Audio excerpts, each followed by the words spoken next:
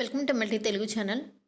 Nizams institute of medical సైన్స్కి సంబంధించి BSc nursing, BPT and BSc పారామెడికల్కి సంబంధించి మనకి ప్రొవిజనల్ మెరిట్ లిస్ట్ అనేది రిలీజ్ చేసిన తర్వాత ప్రాసెస్ అనేది ఏ విధంగా ఉంటుందని చాలామందికి తెలియదు.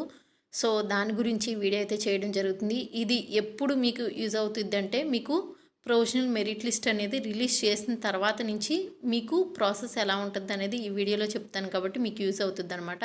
సో మనకి ఈ యొక్క 3 కోర్సెస్లో ఏ కోర్స్కి సంబంధించి మనకి ప్రొవిజనల్ మెరిట్ రిలీజ్ చేసినా కూడా సేమ్ ప్రాసెసే. సో 3 వాటికి ఒకే విధమైన ప్రాసెస్ ఉంటుంది.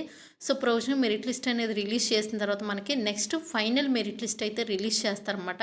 సో ఫైనల్ మెరిట్ లిస్ట్లో ఎవరి యొక్క నేమ్స్ అయితే ఉంటాయో సో వాళ్ళు తర్వాత మీకు డేట్ అయితే ఇస్తారు. ఏ ర్యాంక్ నుంచి ఏ ర్యాంక్ వరకు నిమ్స్కి కౌన్సిలింగ్కి అటెండ్ అవ్వాలి మీకు అని చెప్పి వాళ్ళు ర్యాంక్ మెన్షన్ చేస్తారన్నమాట. ఈ ర్యాంక్ నుంచి ఈ ర్యాంక్ వరకు అని చెప్పి మనకి ఫైనల్ మెరిట్ లిస్ట్ రిలీజ్ చేయంగానే మనకి ఆ ఫైనల్ మెరిట్ లిస్ట్తో పాటే మనకి ఏ ర్యాంక్ నుంచి ఏ ర్యాంక్ వరకు వాళ్ళు కౌన్సిలింగ్కి రావాలి, ఏ డేట్ని రావాలి, ఏ అడ్రస్కి రావాలి అనేది వాళ్ళు అక్కడ మెన్షన్ చేస్తారు. సో వాళ్ళు ఏ ర్యాంక్ నుంచి ఏ ర్యాంక్ వరకు అయితే రమ్మంటున్నారో సో ప్రతి ఒక్క కోర్స్కి సంబంధించి బీఎస్సీ నర్సింగే కానివ్వండి, బీపీటీఏ కానివ్వండి, బీఎస్సీ ఎల్ఐడి హెల్త్ సైన్సే కానివ్వండి, ఈ 3 కోర్సులకు సంబంధించి కూడా సపరేట్గా వాళ్ళు ఫైనల్ మెరిట్ లిస్ట్ ఇస్తారు. ఆ ఫైనల్ మెరిట్ లిస్ట్లో ఏ ర్యాంక్ నుంచి ఏ ర్యాంక్ వరకు అయితే వాళ్ళు అడుగుతున్నారో సో వాళ్ళు మీ యొక్క ఒరిజినల్ సర్టిఫికేట్స్ అన్నీ కూడా తీసుకుని విత్ జిరాక్సెస్ నెక్స్ట్ వాళ్ళు ఏదైతే అడిగారు సర్టిఫికేట్స్ అవన్నీ కూడా తీసుకుని మీరు కౌన్సిలింగ్కి అయితే నిమ్స్కి అటెండ్ అవ్వాలన్నమాట. నిమ్స్కి అటెండ్ అయిన తర్వాత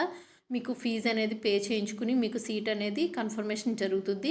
సో సీట్ అనేది కన్ఫర్మ్ అయిన తర్వాత మీకు ఎప్పటి నుంచి కాలేజ్కి రావాలి అనేది వాళ్ళు చెప్తారు. సో అప్పటి నుంచి మీరు కాలేజ్కి వెళ్తే సరిపోతుంది. ఒకవేళ ఇన్ కేస్ ఫస్ట్ ఫేజ్లో కనుక మీకు సీట్ రానట్టయితే సెకండ్ కౌన్సిలింగ్కి సంబంధించి నెక్స్ట్ మళ్ళీ కొన్ని ర్యాంక్స్ అయితే వాళ్ళు మెన్షన్ చేస్తారు. సో అప్పుడు సెకండ్ కౌన్సిలింగ్కి అటెండ్ అవ్వాలి. సో ఇదేంటి ప్రాసెస్ అయితే. And thank you.